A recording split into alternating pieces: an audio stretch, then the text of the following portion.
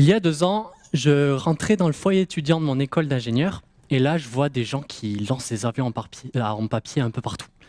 Ce qui n'est pas normal, même en école d'ingénieur. Et donc, je m'avance pour voir ce qui se passe et je vois qu'un stand Red Bull a été installé. Et vu la pile de feuilles de papier qu'il y a dessus, ça doit avoir un lien, alors je vais voir.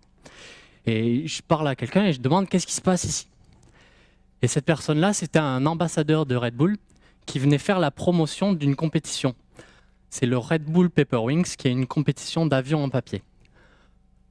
Oui, une compétition d'avions en papier, on est sérieux là-dedans. Et donc cette personne me dit, le principe de la compétition, c'est de rassembler des étudiants et de les faire concourir sur 3 épreuves. L'épreuve de distance de vol, la durée de vol et le freestyle. Vous faites une chorégraphie avec vos avions qui sera notée par un jury de spécialistes. Donc je m'inscris immédiatement. Et là, c'est là que ça devient marrant. L'ambassadeur m'avait dit que les qualifications seraient dans 2 semaines. Donc là, je reçois un mail. Les qualifications sont cet après-midi. Ça fait déjà 2 semaines qui se sont écoulées. J'avais complètement oublié la compétition. Je n'étais pas prêt.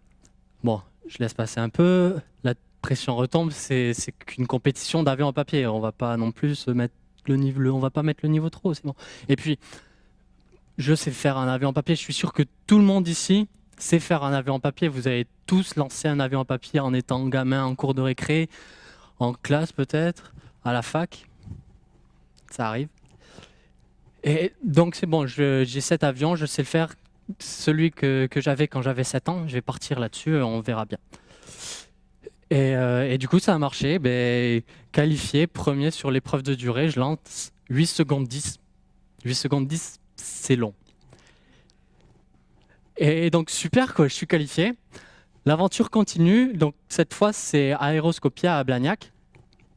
Et pour les finalités France. C'était cool. Non, bon, j'ai pas gagné, mais c'était sympa. Non, sincèrement, pour vous situer le décor, si vous n'y êtes jamais allé, le musée Aéroscopia, c'est un grand hangar où il y a beaucoup de modèles d'avions qui y sont, donc du Coucou jusqu'au Beluga. Et donc déjà, vous rentrez là, c'est très impressionnant. Donc vous allez faire une compétition d'avions à papier, vous êtes un peu stressé, vous rentrez dans ce cadre-là. Tout le monde est excité, tout le monde est concentré sur ces avions. Ça a été vraiment de super moments.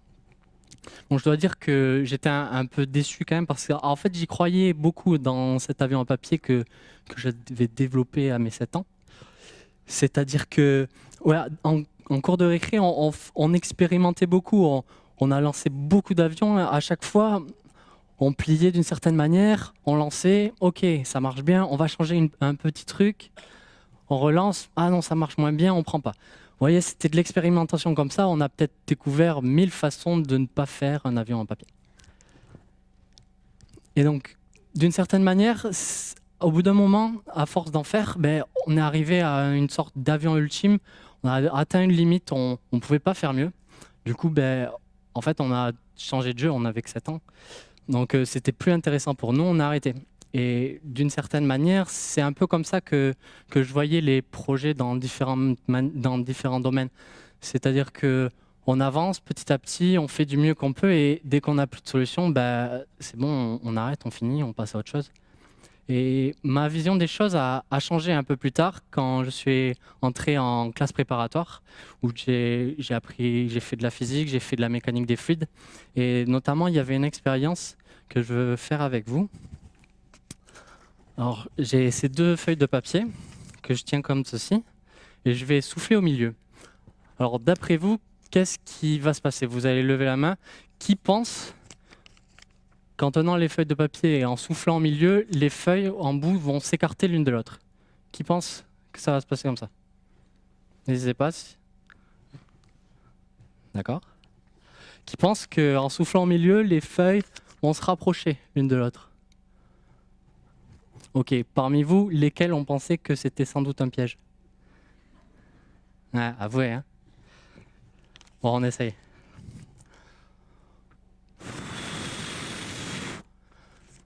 Ça se colle.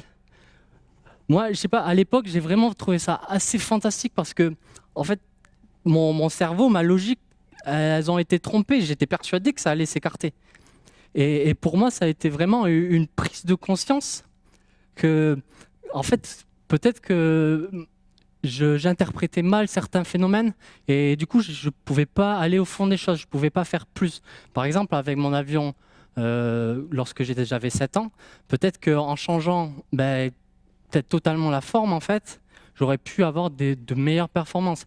C'est comme dire que je suis monté sur une échelle de 10 barreaux, j'ai atteint le sommet, mais en fait, à côté de moi, il y avait une échelle qui faisait 20 barreaux. J'aurais pu aller bien plus haut, mais je ne l'avais pas vu. Je m'étais mis des œillères. On va faire quelque chose d'autre maintenant. Vous avez tous, normalement, sous vos sièges, des feuilles de papier. Donc, on va s'amuser un peu. Donc, pour ceux qui savent faire des avions en papier, je ne vous prive pas. Allez-y, commencez. Montrez-nous ce que vous savez faire. Et pour ceux qui ne savent pas, donc j'ai préparé une vidéo. On va le faire ensemble. Donc, vous êtes tous prêts? Oui? Ok, donc vous commencez, vous pliez en deux votre feuille sur la longueur. Si on peut continuer avec la vidéo. Donc ensuite, les coins, vous allez les ramener sur le centre. Là. Ok, on y est tous. Ensuite, donc vous formez un triangle. La pointe, vous la ramenez en bas et vous pliez au niveau de la base du triangle. Ok, on poursuit. Donc ensuite, maintenant, les deux coins, vous allez les ramener près du sommet de votre triangle, mais un peu au-dessus. De manière à obtenir ce que l'on voit à l'écran. Ensuite, vous avez comme une petite languette en bas, un petit triangle que vous avez remonté pour coincer les feuilles que vous venez de, les bords que vous venez de plier.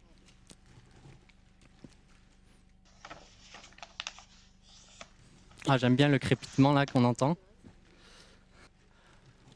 On continue, dernier pliage.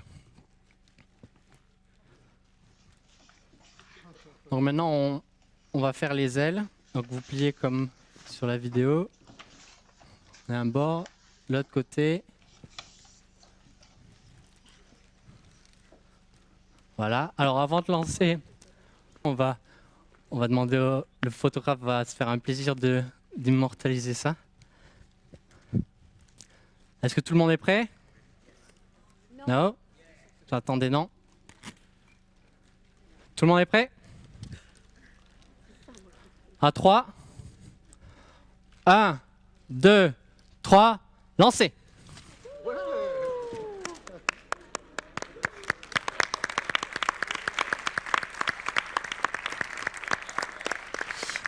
Alors moi j'ai le mien.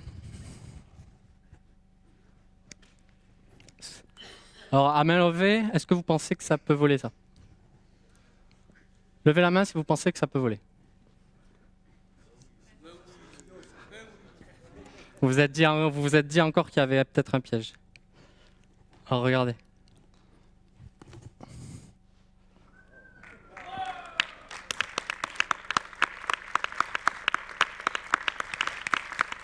Vous voyez, malgré les doutes qu'on peut avoir, les a priori par rapport à nos connaissances, nos expériences, on arrive encore à se tromper et à s'étonner, comme là. Et pour moi, l'esprit pionnier, c'est ce qu'on vient de vivre là. C'est oser la rupture, mais pas une rupture qui reposerait sur un fantasme, parce que bien évidemment, je vous aurais montré d'autres modèles. Il y a des modèles qui ne fonctionnent pas parce qu'ils ne reposent pas sur des principes physiques. En fait, c'est ça, c'est croire que la physique peut vous offrir plus de possibilités que vous ne croyez en connaître. Merci.